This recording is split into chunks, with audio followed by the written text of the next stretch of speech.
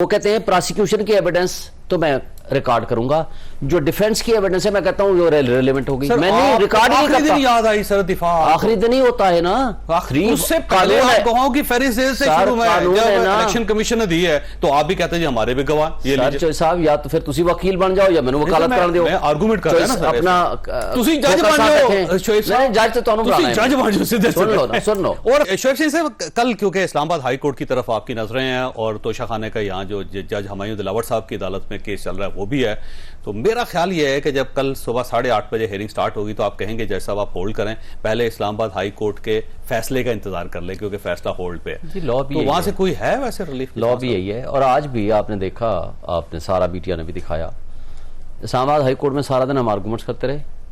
उन्होंने 1-1 घंटे का टाइम दिया, उन्होंने कहा उसको छोड़ दें हाई कोर्ट को, हमारे पास आए।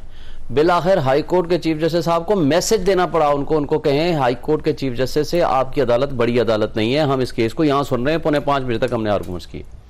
दूसरी बात यह है कि जब तक हाई कोर्ट फैसला नहीं करती, कानून के मुताबिक सेक्शन 526 सीआरपीसी के मुताबिक वो फैसला नहीं दे सकते, इसलिए जब तक इस्लामाबाद हाई कोर्ट का फैसला नहीं आता। और मैं होपफुल हूं कि इस्लामाबाद हाई कोर्ट इस हद तक जो ये है कि वो एक बायस जज हैं और प्रोप्राइटी डिमांड्स के जब एक बंदे के खिलाफ आप रिमांड करते हैं तो वो हमेशा वो जज नहीं सुना करता वो केसेस, क्योंकि उनके फैसले कलअदम करार देकर उन्हें रिमांड किया था। जब रिमांड ट्रायल के रास्ते में रुकावट बन रहे हैं सर, आप पूरी दुनिया में क्या होता है ट्रायल का मतलब ऐसा नहीं होता कि एक ट्रायल कोर्ट में केस चल रहा है और आप उसके खिलाफ हाई कोर्ट चले गए फिर सुप्रीम कोर्ट चले गए। पहली बात जब तक फैसला नहीं होता आप अगली कोर्ट्स में नहीं जा सकते। पाकिस्तान एक अनोखा मुल्क है कि ट्रायल को रोकने के लिए हाई कोर्ट भी इस्तेमाल हो रही, सुप्रीम कोर्ट भी इस्तेमाल हो रही। साहब मुझे ये बताएं, ट्रायल के 2 तरीके हैं ना। ट्रायल के तरीके में एक प्रोसिक्यूशन की एविडेंस आती है, एक डिफेंस एविडेंस आती है जिसको एक्यूज की एविडेंस कहते हैं। वो कहते हैं प्रोसिक्यूशन की एविडेंस तो मैं रिकॉर्ड करूंगा, जो डिफेंस की एविडेंस है मैं कहता हूँ वो रेलेवेंट होगी। मैंने रिकॉर्ड ही नहीं करता। याद आई सर दिफा आखिरी दिन ही होता है ना, उससे पहले आप कहो कि फेरिस से शुरू में जब इलेक्शन कमीशन ने दी है तो आप भी कहते हैं जी हमारे भी गवाह ये लीजिए साहब, या तो फिर तुसी वकील बन जाओ या मैंने वकालत कर दो। मैं आर्गुमेंट कर रहा हूं ना अपना तुसी जज बन जाओ। शोएब साहब जज तो तुहानू बनाना है, जज बन जाओ सीधे। सुन लो और फैसला करो लेके लाया करो। सर कानून की बात तो सुन लें। 342 की स्टेटमेंट होती है जब प्रोसिक्यूशन एविडेंस खत्म होती है। 342 की स्टेटमेंट परसों हमने दी है और उस पे लिखा जाता है कि क्या आप अपने डिफेंस में, अपने दिफा में गवाह पेश करना चाहते हैं। हमने लिख के दिया जी, उनसे पूछ लीजिएगा अगर मैं गलत कह रहा हूं तो। सुन लें है वकील तगड़े वो भी जी, मुझे पता है। उसमें जब हम लिख के देते हैं हम अपने दिफा में गवाह पेश करना चाहते हैं तो फिर फिर लिस्ट ऑफ विटनेसेस आती है। लिस्ट ऑफ विटनेसेस के मुताबिक टाइम दिया जाता है कि आप अपने गवाह लेकर आए।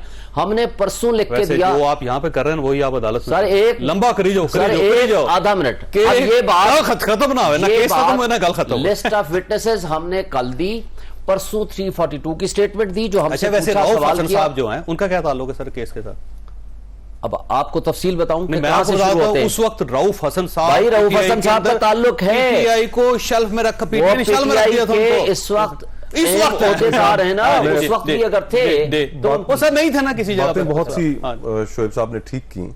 मुख्तसरन केस ये है कि आपने तोशाखाना से जो आपने गिफ्ट्स बेचे उनसे जो रकम हासिल हुई आपने अपनी टैक्स रिटर्न्स में जाहिर की। टैक्स रिटर्न्स में आपने जाहिर जरूर की लेकिन आपने इलेक्शन कमीशन के पास जमा नहीं कराई। इस बुनियाद पे फैसला इनके एक सेकंड इस बुनियाद पे कराई, आगे तोशाखाना लफ्ज नहीं लिखा। सिर्फ ये टोटल ये केस है। अब ये इस चीज के ऊपर इनको मोस्ट प्रोबेबली मेरे ख्याल में सजा हो जानी है। मियां नवाज शरीफ साहब को बेटे से ना तनख्वाह ना लेने पर सजा हुई थी अकामा पे, तो तकरीबन बराबर ही है बराबर। अच्छा वैसे कुरबानी साहब मैं सिर्फ इतना कहना चाहता हूं साहब कि ये साइकिल कब एंड होगा? इस साइकिल को एंड होना चाहिए। जो आज पीटीआई के खिलाफ जो पॉलिटिकल विक्टिमाइजेशन हो रही है 9 मई वाले केसेस को छोड़ के, वो गलत है।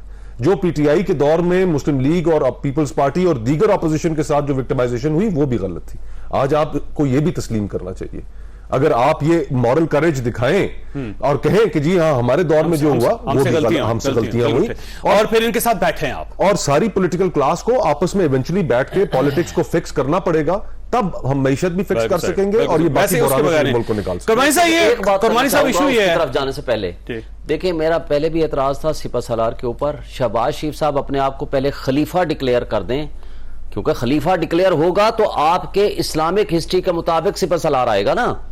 तो खिलाफत का तो आपने फैसला नहीं किया, आप सिपह सलार कहां से आ गए? और अगर आप सिपह सलार का फैसला मदीना बना रहे थे ना, अगर आप बना लेते ना सारे मसले हल हो जाते सारे। लेकिन ये तो नहीं बना रहे ना, ये तो नहीं बना रहे। इशू ये था तो खिलाफत के बगैर अगर आप मेहरबानी करके सिपह बना सलार जाते कैसे? हैं, ये सारे मसले हल हो गए होते। और दूसरा, अगर आपने सिपह सलार कहना ही है तो फिर आप जनरल साहिर शमशाद को कहें, because he is the chairman of joint chief of staff, तो उसको आपने कहना है ना।